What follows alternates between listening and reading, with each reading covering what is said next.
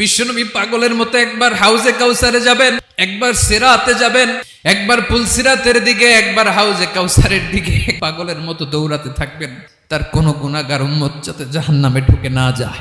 কিয়ামতের ময়দানে ওই বিভীষিকাময় সময়ে মুসিবতের কালে মানুষগুলো পাগল হয়ে বিশ্বনবীকে খুঁজতে আরম্ভ করবে। সবাই মিলে বিশ্বনবীর কাছে যেয়ে বলবে, ইয়া রাহমাতাল লিল আলামিন, দেখেন আমাদের কি অবস্থা, কি কঠিন বিপদে আমরা আছি, দাঁড়াতে পারি না, সূর্যের আলোতে ঘেমে হয়রান। বিশ্বনবী মাকামে মাহমুদে যে আল্লাহু আকবার বলে সিজদায় লুটিয়ে পড়বেন, বিশ্বনবী এমন ভাবে অজর দ্বারায় সিজদায় লুটিয়ে পড়ে কাঁদবেন, রব্বুল আলামিনের রহমতের দরিয়ায় জোশ লেগে যাবে। রব্বুল আলামিন এই দৃশ্য থেকে সহ্য করতে পারবেন না। রব্বুল আলামিন বলবেন, ইয়া মুহাম্মদ ইরফা রাসাক, ও নবী আপনি মাথা তোলেন, আপনার কান্না আমি সহ্য করতে পারি না, আজকে আপনি যা চাবেন তাই দেব।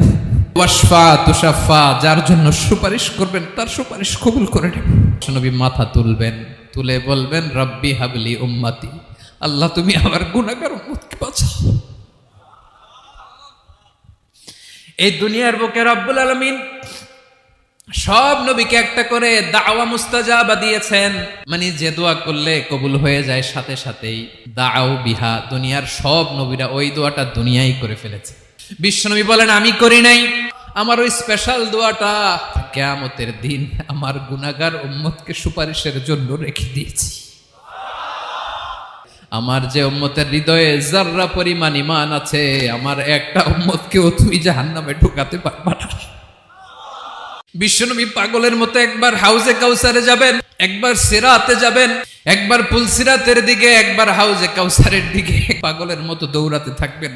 তার কোনো গুনাহগার উম্মত যাতে জাহান্নামে ঢুকে না যায়। কিয়ামতের ময়দানে ওই বিভীষিকাময় সময়ে মুসিবতের কালে মানুষগুলো পাগল হয়ে বিশ্বনবীকে খুঁজতে আরম্ভ করবে।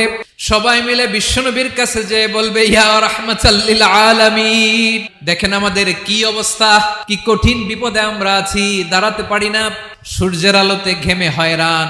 বিশ্বনবী মাকামে মাহমুদে যে আল্লাহু আকবার বলে সিজদায় লুটিয়ে পড়বেন, বিশ্বনবী এমন ভাবে অজর দ্বারায় সিজদায় লুটিয়ে পড়ে কাঁদবেন, রব্বুল আলামিনের রহমতের দরিয়ায় জোশ লেগে যাবে। রব্বুল আলামিন এই দৃশ্য থেকে সহ্য করতে পারবেন না। রব্বুল আলামিন বলবেন, ইয়া মুহাম্মদ ইরফা রাসাক, ও নবী আপনি মাথা তোলেন, আপনার কান্না আমি সহ্য করতে পারি না, আজকে আপনি যা চাবেন তাই দেব। ওয়াশফা তুশাফা, যার জন্য সুপারিশ করবেন তার সুপারিশ কবুল করে নেব। নবী মাথা তুলবেন, তুলে বলবেন, রব্বি হাবলি উম্মতি, আল্লাহ তুমি আমার গুনাহগার উম্মতকে বাঁচাও। এই দুনিয়ার বুকে রব্বুল আলামিন সব নবীকে একটা করে দাওয়া মুস্তাজাবা দিয়েছেন, মানে যে